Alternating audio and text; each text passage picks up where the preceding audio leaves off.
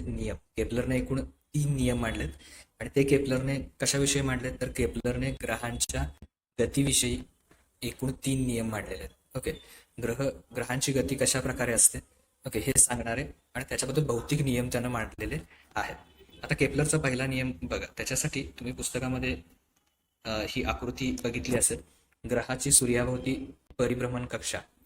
तर ही आकृती पहिल्यांदा परीक्षेमध्ये काढायची आणि मग आता आपण पहिला नियम बघूया केपलरचा. केपलरचा पहिला नियम काय सांगतो, ग्रहाची कक्षा ही लंबवर्तुळाकार असून सूर्य त्या कक्षेच्या एका नाभीवर असतो. ग्रहाची कक्षा कशी असते, लंबवर्तुळाकार असते. आता इथं बघा, एक ग्रह आहे तो सूर्याभोवती फिरतोय. आता हे वर्तुळाकार नाही आहे. ओके, वर्तुळ असतं तर असं असतं, पण वर्तुळाकार नाही आहे तो, तर तो कसा आहे, लंबवर्तुळाकार आहे. ओके, आणि या लंबवर्तुळाकारामध्ये पुढे काय म्हटलेलं आहे बघा, लंबवर्तुळाकार असून सूर्य त्या कक्षेच्या एका नाभीवर असतो. ओके, एकूण त्या लंबवर्तुळाला 2 नाभी असतात, इथे एक आणि इथे एक. ओके, त्यातल्या एका नाभीवर काय असतो, सूर्य असतो. म्हणजे ग्रह त्याच्याभोवती लंबवर्तुळाकार कक्षेत फिरतो. कक्षा म्हणजे ही हा जो फिरण्याचा मार्ग आहे त्याला म्हणायचं कक्षा. तर त्या लंबवर्तुळाकार कक्षेत फिरत असतो आणि सूर्य त्यातल्या एका नाभीवर असतो. केपलरचा दुसरा नियम, ग्रहाला सूर्याशी जोडणारी सरळ रेषा ही समान कालावधीत समान क्षेत्रफळाचं व्यापन करते. कुठला नियम म्हटला मी, केपलरचा दुसरा नियम. तो काय सांगतोय आपल्याला बघा, परत एकदा मी तुम्हाला सांगतो, ग्रहाला सूर्याशी जोडणारी सरळ रेषा ही समान कालावधीत समान क्षेत्रफळाचं व्यापन करते. म्हणजे समजा ग्रह आता इथं आहे, त्यांना जोडणारी रेषा कुठली आहे, SA. ही इथून इथं समजा 10 मिनिटं लागलीत त्याला, आपण असं उदाहरण दाखल घेऊया. ओके, काय 10 तास लागले असं जरी गृहीत धरलं तरी काही हरकत नाही. तर ह्या 10 मिनिटामध्ये त्यानं किती क्षेत्रफळ व्यापलंय, तर हे एक एवढं क्षेत्रफळ त्यानं काय केलं, व्यापलंय. समजा ते क्षेत्रफळ काहीतरी 100 आहे. ओके, हे पूर्ण क्षेत्रफळ किती आहे, 100.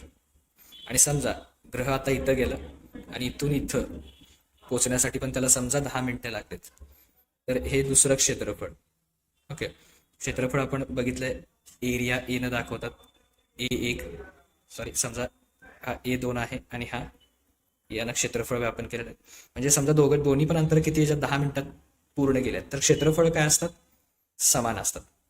ओके, म्हणजे समान कालावधीमध्ये थोडक्यात तो काय करतो, म्हणजे A to B जायला समजा त्याला 10 मिनिटं लागली, तर ते जे क्षेत्रफळ आहे, आणि समजा C to D, इथं C आहे, C to D याला पण समजा 10 मिनिटं लागलीत, तर ते जे काही क्षेत्रफळ आहे, याचं क्षेत्रफळ A1 आणि याचं क्षेत्रफळ A2, हे दोन्ही काय असतात, समान असतात. कारण कालावधी समान आहे, त्यामुळं त्या कालावधीत त्यानं व्यापन केलेलं क्षेत्रफळ पण काय असणार आहे, समान. आता अशा प्रकारे केपलरचा दुसरा नियम झाला. आता केपलरचा तिसरा नियम बघा. केपलरचा तिसरा नियम काय सांगतो, सूर्याची परिक्रमा करणाऱ्या ग्रहाच्या आवर्तन कालाचा वर्ग हा ग्रहाच्या सूर्यापासूनच्या सरासरी अंतराच्या घनाला समानुपाती असतो. केपलरचा तिसरा नियम परत एकदा बघा. केपलरचा तिसरा नियम, सूर्याची परिक्रमा करणाऱ्या ग्रहाच्या आवर्तन कालाचा वर्ग हा ग्रहाच्या सूर्यापासूनच्या सरासरी अंतराच्या घनाला समानुपाती असतो. आता इथं 2 शब्द आलेले आहेत, आवर्तन काल आणि सरासरी अंतर. तर बघा, आवर्तन काल म्हणजे काय ते पहिल्यांदा समजून घ्या. आवर्तन काल म्हणजे काय, समजा ग्रह इथे आहे, आता एक फेरी तो मारून इथं परत येणार आहे. मग इथं परत आला की त्याची एक फेरी पूर्ण झाली. तर एक फेरी पूर्ण करण्यासाठी जो वेळ लागतो त्याला काय म्हणायचं, आवर्तन काल. तो आवर्तन काल कशाने दाखवतात, T न. म्हणजे सूर्याभोवती एक फेरी मारण्यासाठी जो कालावधी लागतो त्या ग्रहाला पूर्ण करण्यासाठी त्याला आवर्तन काल म्हणायचं. आता अंतराच्या ऐवजी सरासरी अंतर असं का म्हटलं बघा.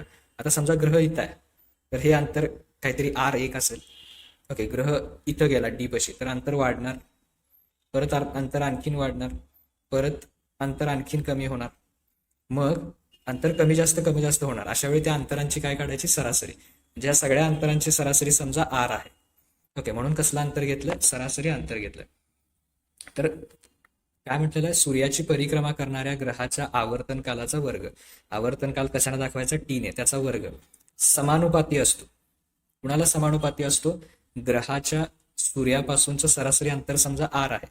ओके, सगळ्या मिळून सरासरी काढली त्या अंतराची, तर त्या अंतराच्या घनाला, म्हणजे तिसरा घात, अंतराच्या घनाला समानुपाती असतो. तर समानुपाती याचा अर्थ काय, तर इकडं अंतर वाढलं तर आवर्तन काल पण काय होणार आहे, वाढणार आहे. किंवा अंतर जर कमी झालं, समजा ग्रहाचं सूर्यापासूनचं अंतर कमी असेल तर आवर्तन काल पण काय होणार, कमी लागणार. म्हणजे ग्रह जर लांब असेल ओके तर तो काय होणार, त्याला एक फेरी मारण्यासाठी जास्त कालावधी लागणार.